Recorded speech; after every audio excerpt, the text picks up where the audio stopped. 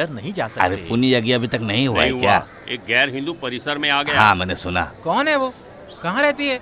अरे वो चिल्ला स्वामी है ना, उसी के साथ रहती है। अरे उसकी हिम्मत की दाद देनी पड़ेगी। इतनों दिनों तक वो सबको धोखा देकर आना जाना करती रही। कोई प्लान करके आई होगी यहाँ। बुढ़ी होने की वजह से किसी को शक भी नहीं हुआ। अरे वो बेचारी गूंगी औरत है, एक वक्त का खाना मिलेगा ऐसा सोचकर आई होगी। सब लोगों ने मिलकर उसका तमाशा बना दिया है। अरे स्वामी तुम कुछ नहीं बोल रहे हो। कल तक वो यहाँ पर रह रही थी, तब किसी को कोई शिकायत नहीं थी। हम इंसान भी जाति को देखते हैं। अन्नदान से बड़ा दूसरा कोई महादान नहीं है।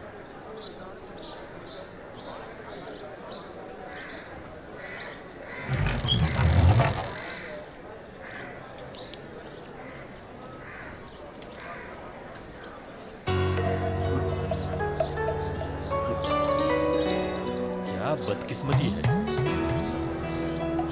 पुण्य का काम पूरा नहीं हुआ, सारा मामला बिगड़ गया। कहां से आई पता नहीं। अरे कोई नहीं है क्या इसे बाहर निकालने के लिए?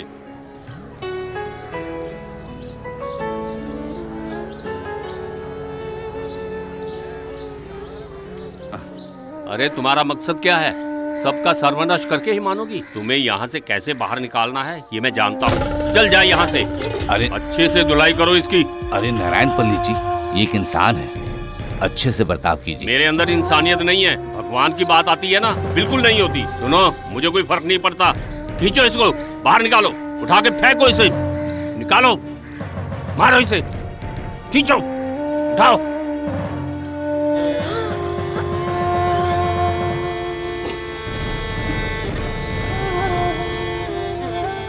बेशर्म कहेंगी, मंदिर को बदनाम करके रख दिया। सुनो बुड्ढी, यहाँ से निकल जाओ। अगर नहीं गई ना तो मर जाओगी। जब से धर्म शब्द आया है लोग इंसानियत को भूल गए हैं और धर्म में ही जीने लगे हैं। आइंदा से कभी मंदिर में मत आना। सुनो, ये हिंदुओं का मंदिर है, किसी और धर्म के लोगों को आने की जगह नहीं है। जा यहाँ से। हाँ, अरे ये क्या कर रहे हो तुम? समझे नहीं क्या? अगर मंदिर में कोई गैर हिंदू आया तो उसके साथ हिंदू रहम नहीं करेंगे, ये मैं बता देता हूँ तुम्हें। अरे मंदिर के कार्य में ध्यान देने के लिए कमेटी है। इस मंदिर में जीने वाले औरतें भी हैं। उसी वजह से ये औरत मंदिर में घुस आई थी। अरे वो अंदर आई इसी वजह से। विधि के अनुसार हमने मंदिर का शुद्धिकरण किया है। बहुत बड़ा आया प्रायश्चित करने के लिए। अब आप यहाँ से जाइए और दोबारा मत आना, नहीं तो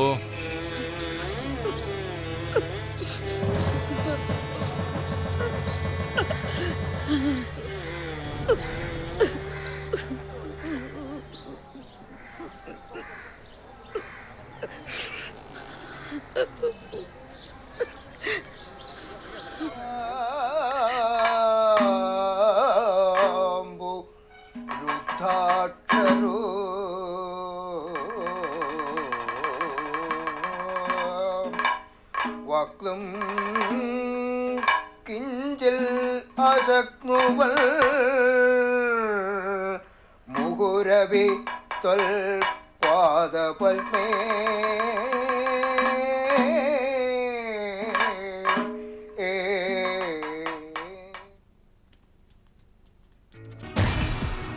लगता है ये इस जगह को छोड़कर कभी नहीं जाएगी। बहुत जिद्दी लग रही है, बहुत कठोर दिल की लगती है। बुलाओ, सबको बुलाओ। हाँ ठीक है, आज हम सब मिलकर इसका फैसला ही करते हैं।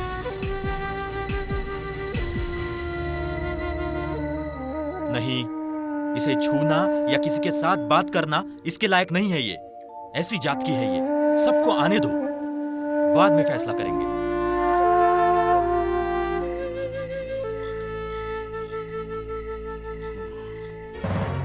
तुम लोग आओ आओ आओ, इधर आओ, चलो। इस मनहूस को इस मंदिर से बाहर निकालो। फेंको, फेंको इसे बाहर निकाल के फेंको। निकल यहाँ से, निकल बाहर। चलो इसको फेंक, बाहर निकाल के फेंको। निकल बाहर, मंदिर से बाहर। क्या बोलिया? का देर का निकालेंगे नहीं तो। इसे ऐसा क्या रखा है तूने इस पोटली में? दिखा, दिखा। फेंक इसे, फेंक, फेंक दे इसे।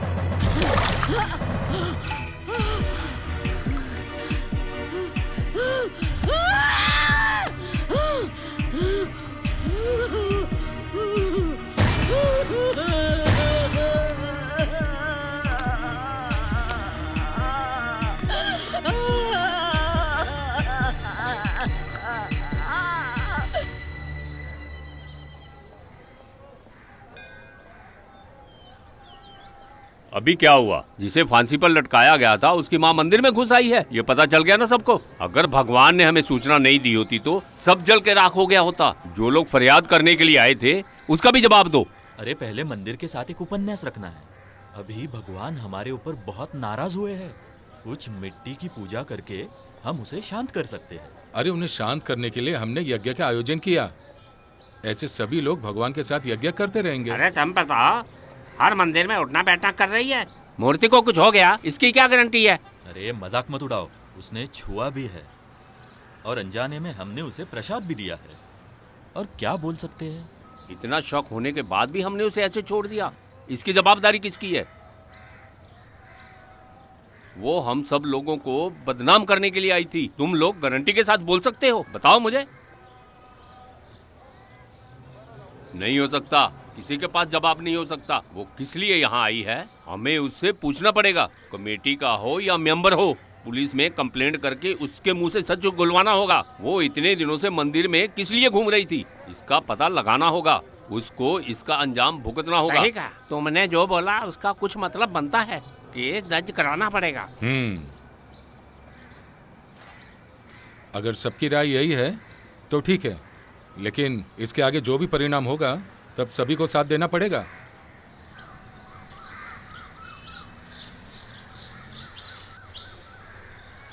हे अल्लाह, कौन है? हे अल्लाह, ये तो नफीसा है। या अल्लाह, इतने बड़े घर की मोहतरमा ऐसे भटक रही है, क्या बात है। आप ऐसे हालत में कैसे आ गई? चलिए मेरे साथ, अकेले कहीं मत जाइए, समझ गई? अरे कादर बुला रहा हूं, चलिए चलिए मेरे साथ। अरे हम सारे मामले को अच्छे तरीके से समझ रहे हैं। इस तरह किसी को बताए बिना कहीं नहीं जाना चाहिए। वैसे हमारी कोई गलती नहीं है, बदनसीबी है। शैतान सवार हो गया यहाँ के लोगों पर। बहुत बड़ा गंभीर मामला हो गया है। इस वजह से आज त्योहार के दिन भी जमात को हमने बुलाया है। मंदिर में जाकर पूजा की हुई प्रसाद को खाया है इस औरत ने, बहुत बड़ा गुनाह है। अल्लाह से बढ़कर यहाँ कोई नहीं है। मूर्ति की पूजा करना तो इस्लाम में हराम है। भगवान के नाम का प्रसाद खाया है इसने, इसे यहाँ साथ में नहीं रहने देंगे। कादर भाई को एक पागल शैतान ने पकड़ लिया है, नहीं तो इस तरह का फैसला लेगा क्या वो? नवाज के परिवार के साथ ही हाजी का भी रिश्तेदार है हमारे वो। इस्लाम समुदाय को भला बुरा कहा है इस सैयद ने और उसके बाप ने। इस तरह के बेरहम लोगों के साथ इतने रहम क्यों दिखाना? जमात की वजह से पगार लेता है और टीचर का काम भी सही ढंग से नहीं कर रहा है और हमारे बच्चों को जाने क्या क्या सिखा रहा है। जिसने इस्लाम के खिलाफ बोला है उसे इस दुनिया में रहने का अधिकार नहीं है। पहले भी इस जमात में सैयद के परिवार को यहाँ से हटा कर रखा है, उसे भूल गए हो क्या? या अल्लाह, मस्जिद आने के लिए अरे भी। 300 लोगों की जान एक ही बम से खत्म कर दी। उन लोगों में इसका बेटा भी शामिल था, इसकी कौन मदद करेगा? ऐसे आतंकवादी लड़के की माँ के ऊपर रहम कौन दिखाएगा? दया किस लिए? उसे अभी के अभी बाहर निकालना होगा। तो फिर हम एक इस्लाम है ऐसा बोलकर फायदा क्या है? ये ठीक कहा तुमने। रास्ते में जाने वाले सांप को जबरदस्ती झोली में उठा हमें सोच समझ कर कदम उठाना होगा। हमें अभी के अभी कादर गुट्टे के घर पर जाना है, चलिए।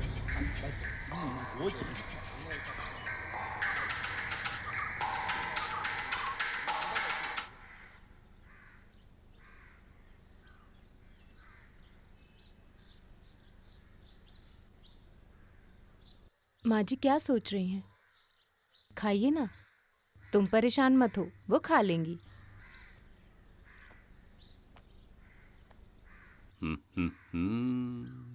क्या ड्रामा कर रही हो? कोई चिंता करने की जरूरत नहीं है, ये पूरा अल्लाह का खेल है। उसे बिना याद किए हुए हम लोग